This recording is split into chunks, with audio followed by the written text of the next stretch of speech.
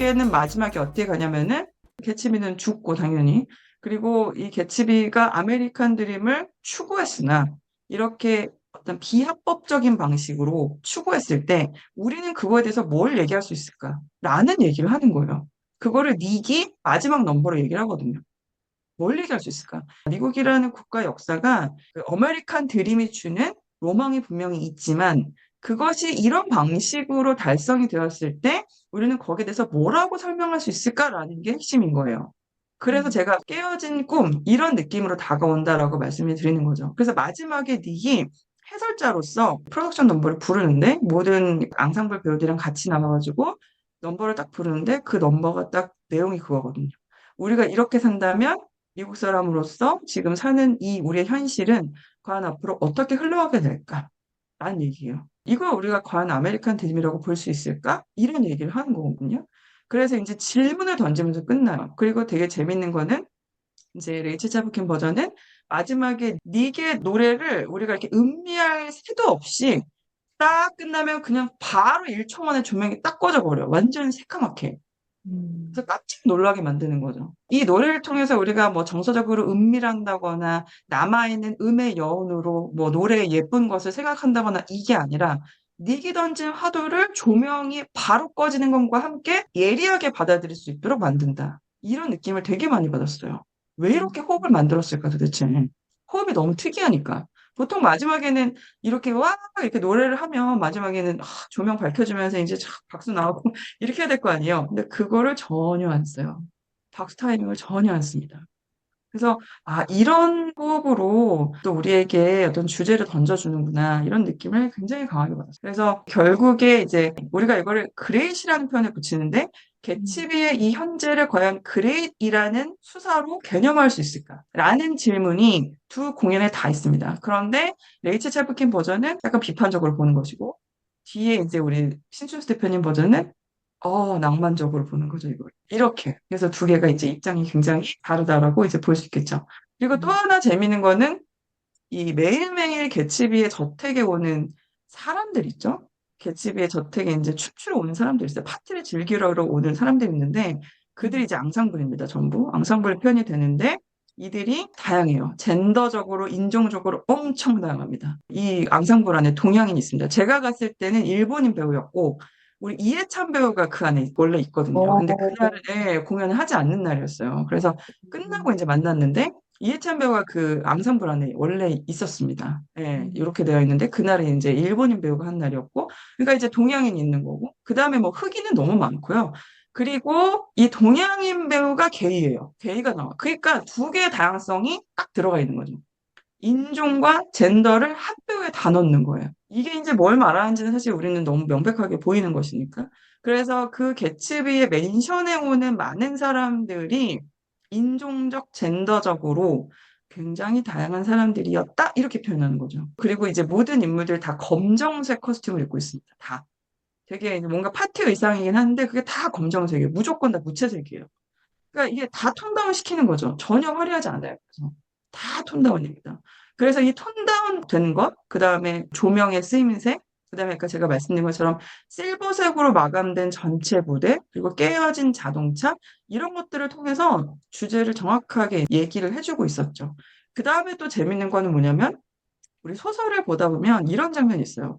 부엉이 캐릭터로 나오는 인물이 하나 있습니다. 개츠비 맨션에 놀러 온 사람 중에 한 명인데 그 사람이 개츠비의 서재에 들어가서 개츠비 서재에 빼곡히 이렇게 꽂혀있는 책을 보면서 깜짝 놀라는 장면이 있어요. 근데 그게 왜 놀라냐면 개츠비 서재에 진짜 책이 리얼북이 꽂혀져 있다는 것 때문에 놀라거든요.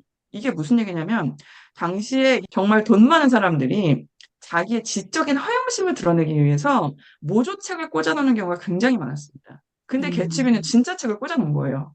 그래서 그 부엉이 아저씨가 와 이거 진짜 책이네 하면서 깜짝 놀라는 장면이 있는데 이 장면을 레이첼이 쓰고 있는 거예요.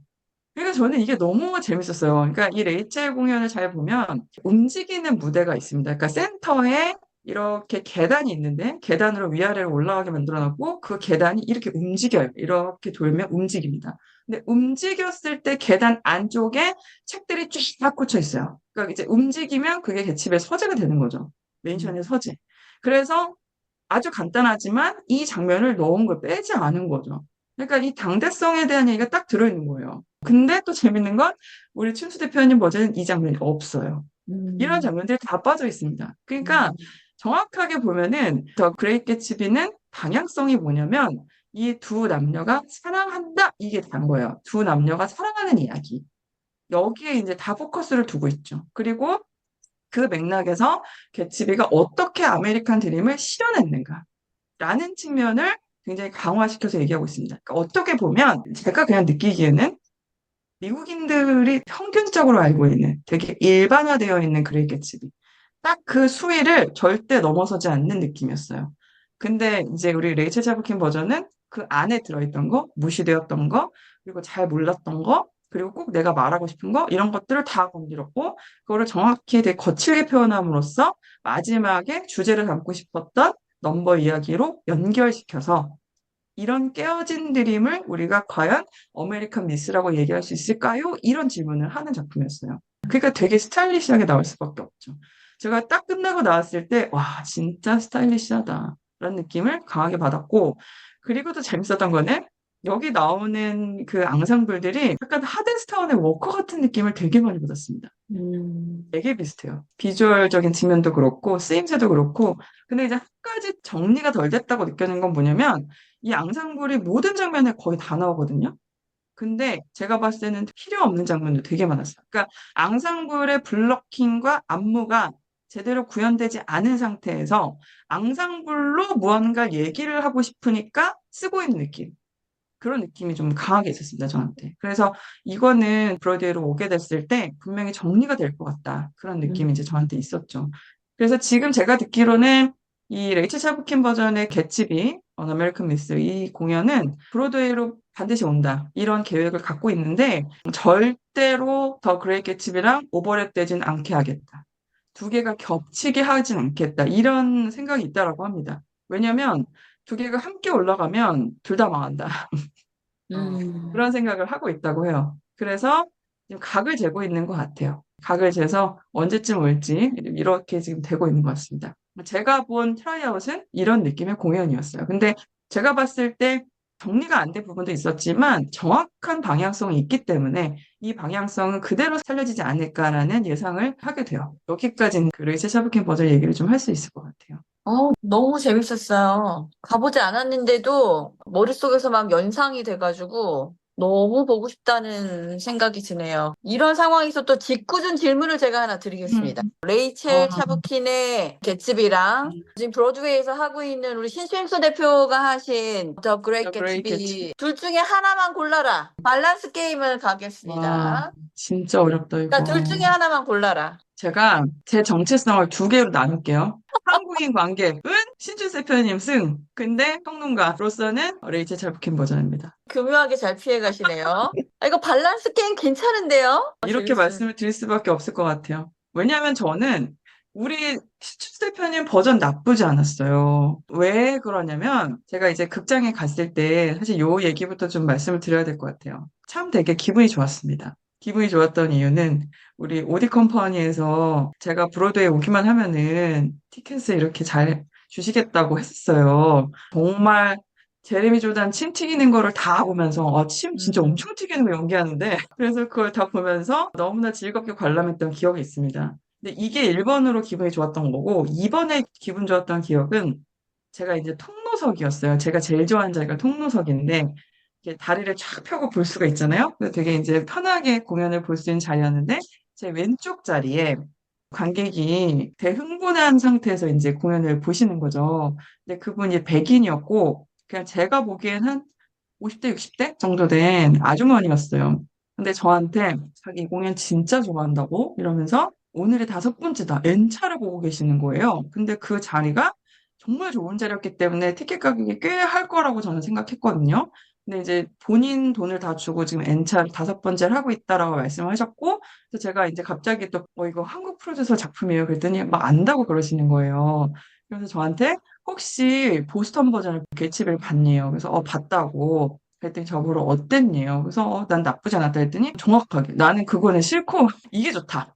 이러는 거예요. 그래서 너무 놀랐어요. 그래서 왜 그러시냐고 여쭤봤더니 너무 어둡고 거칠어서 싫대요. 그리고 자기는 오디 컴퍼니의 더 그레이 개츠비가 그야말로 미국 사람들이 보기 원하는 수준의 개츠비 소설을 잘 만든 것 같다. 이렇게 얘기를 하시는 거예요. 그래서 제가 그 말에 정말 큰 힌트를 받았습니다. 아, 미국 사람들이 어떤 느낌으로 공연을 볼까라는 게 있었어요. 저도 사실 이 두 가지가 너무 비교가 됐기 때문에 제 머릿속에서. 그러니까 이 공연은 어떻게 보면 사실은 쇼고, 완벽한 쇼고, 젠더에 대한 고려 하나도 없습니다. 레이첼 차브킨이 얘기하는 그런 게 하나도 없고, 그냥 우리가 알고 있는 그 자체고요. 그리고 어떤 젠더? 이것도 다른 어떤 해석이 들어있지 않아요. 그러니까 그냥 백인들이 되게 편하게 볼 수 있는 어떻게 보면 되게 보수적인 공연인 거죠. 되게 낭만화된 쇼, 다양성 측면에서는 고려가 전혀 되어 있지 않은 보수적인 쇼, 이렇게 얘기를 할 수 있는 거예요. 근데 이제 그게 좋다라고 얘기를 제가 들었을 때 미국 관객들이 다양성에 좀 지친 면도 있는 것 같다. 다양성이 많이 추구되고 있기 때문에 브로드웨이뿐만이 아니라 지금 뭐 미국 문화 전반을 보면은 PC와 다양성은 굉장히 지금 아주 뿌리 깊게 내려져 있는데 거기에 어떤 측면에서는 좀 지쳤을 수도 있겠구나. 그래서 그런 고려 없이 내가 딱 봤을 때 약간 이게 걸린다? 이런 느낌의 어떤 이슈가 없이 표백화된 느낌의 쇼를 딱 봤을 때 그게 주는 또 어떤 쾌감이 있다. 분명히. 그런 느낌이 딱 들었습니다. 그래서 그런 차원으로 그 신춘수 대표님이 만들어낸 것은 저는 굉장히 좋은 전략이었고, 그리고 문제는 뭐냐면, 그렇게 만들기가 쉽지 않다라는 거예요. 지금 특히 2024년에 브로드웨이에서 이렇게 만드는 게 제가 보기엔 어떻게 보면 되게 용기인 거죠. 그런 이슈를 포함하지 않고 내놓는 거기 때문에 용기인 거죠. 근데 그렇게 만들어서 되게 수위 조절을 잘해서 모든 사람들이 편하게 받아들일 수 있는 우리가 아는 그 개츠비를 내놨다라는 측면에서 저는 굉장히 긍정적이었어요. 그거를 우리가 폄하할 수는 없다라는 생각이 들었습니다.